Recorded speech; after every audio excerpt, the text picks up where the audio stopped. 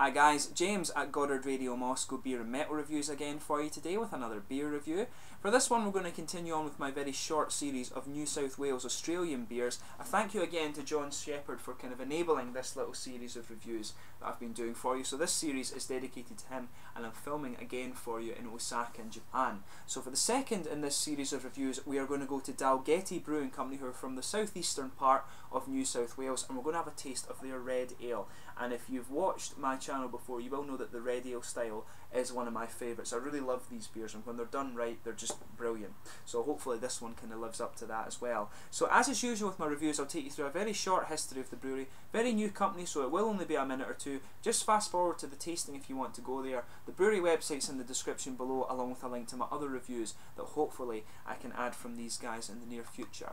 So anyway, this brewery is part of the Snowy Vineyard estate, and which in 2007 was awarded a federal government tourism grant to enable the construction of a cellar door, wine tasting room and restaurant. You'll obviously know Australia is a very famous wine country these days, but the beers produced here are actually the first craft beer range to be produced in the Snowy Mountains region, and this is where in the southeastern part of New South Wales, where you've got the Mount Kosciuszko National Park. And apologies if the pronunciation is wrong, but from memory the Australians have a very different way of pronouncing it from what the Polish would pronounce it, and I think I pronounced it the Polish way. But the vineyard itself is located an hour or two to the south of Canberra, as I mentioned, in the southeastern part of New South Wales. Victoria and New South Wales have a border that goes kind of down like that towards the coast. But anyway, the guys who own this vineyard and brewery, they're all wine and beer lovers, as you would expect, but they basically started a brewery, the Dalgety Brewing Company, in 2008 to attract a few more patrons, and they say that their little mash pilot pumps out 10 cases of beer per brew, and it's going flat out 3 times a day, so they're brewing kind of day and night. But hopefully they will expand in the next wee while, and I think they probably will have, because the website did look a little bit older. But as I say, go and check it out and see what you think. But they recently planted their own hops, and all the water that they use in their beer comes from the Snowy River, so you are getting a kind of truly local product with these guys now, which is pretty cool. There's a lot of interesting Australian hop varieties going into beers now, like they did in New Zealand, and the Australians are starting to kind of catch up with that now a little bit as well, which is pretty cool. So anyway, that's a sort of mini history of this brewery, so I hope you enjoyed that. Just to list the other guys that the other beers that you can get from these guys, you have the blonde, the golden ale, the pale ale, the red ale, strong ale, and also a smoked beer as well. And this guy, I believe, is 4.5%. It just tells you down here. It's actually, the address for this guy is Werralong Road, Dalgety, New South Wales, as I mentioned, in the southeastern part of the country. I'll just bring up the camera and check that you can see this guy, let you have a little look at the artwork. It's quite nicely done actually. The reason I picked this one was because Dalgety is actually a place in Scotland, and I like red ale, so it kind of seemed a good one to pick, and John assured me that this was quite a nice beer as well. Plain bottle cap on this one, which is nice. But without further ado, we'll get this cracked open. And just another wee thing it says on the side here is, once earmarked to become the nation's capital, Dalgety is located on the banks of the Snowy River. Our handcrafted beer is made from water originating from the snow caps of Mount Kosciuszko and the fresh crushed grains. So as I said, they grow a lot of their own grains and do it on site, crush them up, and they also have their own hops now as well, which is pretty cool. So a truly local beer from Dalgety in the southeastern part of New South Wales. So let's get this guy open and get on with the tasting. 4.5% red ale, as I mentioned to you before. Oh, big head on this guy. I actually heard about this, that this beer might have the potential to do that, but we'll see if we can get it to calm down a little bit. Not having much joy with that actually, which is a bit disappointing, but we'll just keep going. Sometimes the beer does that, and it can be quite frustrating when you're making beer videos and stuff, so it should calm down a little bit. Okay guys, just to continue on with this beer tasting video, I had to stop that there because, as you saw just a minute ago, you saw just how big the head was there, so I had to spend about 10-15 minutes just letting the beer kind of settle down. But as you can see now that it's poured properly, it's a kind of dark mahogany sort of rosewoody chestnut colour. There was, as you saw, a huge kind of tan coloured head in this one. As you can see now, it's settled a little bit, but it's not transparent at all. My fingers are behind it. You've got a very kind of hazy coloured beer. Definitely, as I say, kind of chestnutty, rosewood, mahogany type colour. There's a good few kind of big bubbles going up towards the bottom of the head there, which is quite cool. But let's just give it a wee kind of sugar round and get a go of the aroma. It's quite interesting, this one.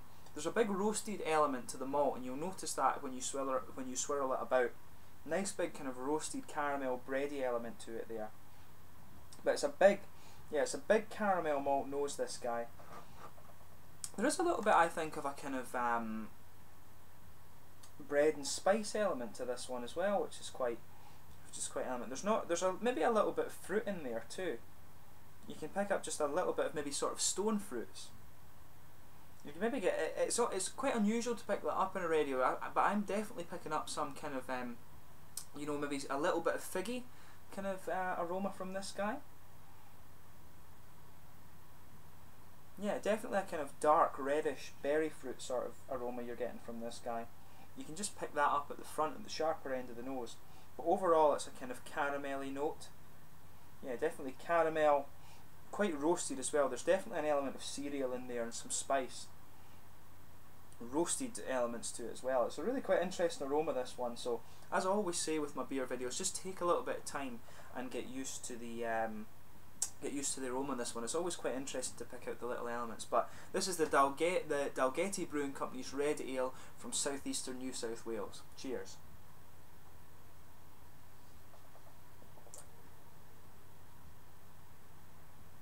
Now that's really quite unusual because it's really fruity up front, actually.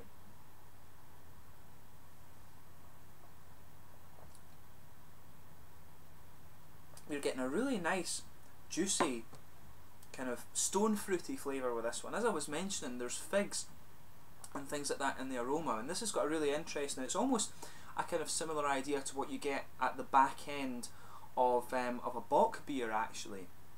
It almost comes up with that up front, which is quite unusual. It's got a really nice kind of figgy flavour, maybe not quite as sharp as raisins, but there is a kind of mild raisin flavour in there. But it has a really nice figgy, almost slightly like strawberry flavour in as well, if that makes sense. That kind of candied fruit element that you can get from some of these American takes on Scotch ales and stuff. It has that up front, which is it's really interesting. I've never had a beer, a red ale, that kind of is particularly like that.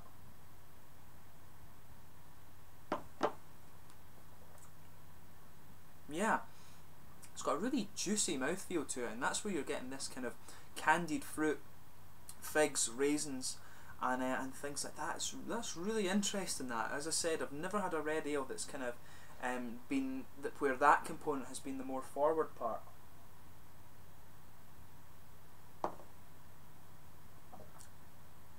So yeah, a big fruity element to this one. As I say, candied fruit, almost a little bit of strawberries in there, almost a bit like it's almost got a little bit of just figs and raisins in there, which, as I say, is really unusual, so I don't quite believe it. But the taste of this beer is nice. I could sit and think about these flavours quite a bit, but it's an unusual red ale, but I have to say I do like it.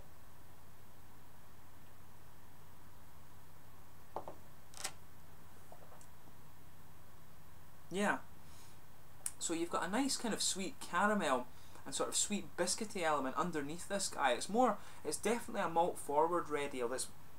This one I could see being a beautiful cask beer, you know, and I don't know how, I've never seen them in Australia, but in back home in Scotland we have the sort of pump cask sort of things, and this beer would be beautiful on that. It's got just the right feel. It does really feel more like an ale kind of beer, and that would actually, maybe that's how they've conditioned it, so maybe that gives an idea as to why the carbonation went a little bit mad when I poured it out. But this beer would be beautiful on one of these old pump cask things. It's really nice.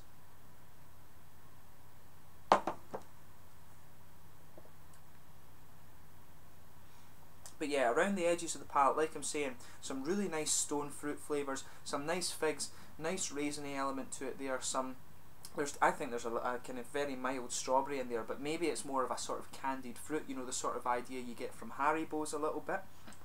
Kind of Haribo sweets, that's kind of what it reminds me of around the edges of the tongue. But in the middle, you've got a nice kind of lightly caramel, but more of a sort of biscuity malt base, I would say, and you've got a little bit perhaps of just a kind of grainy element to it. It's not very spicy, but it does kind of become a bit more spicy as the taste progresses.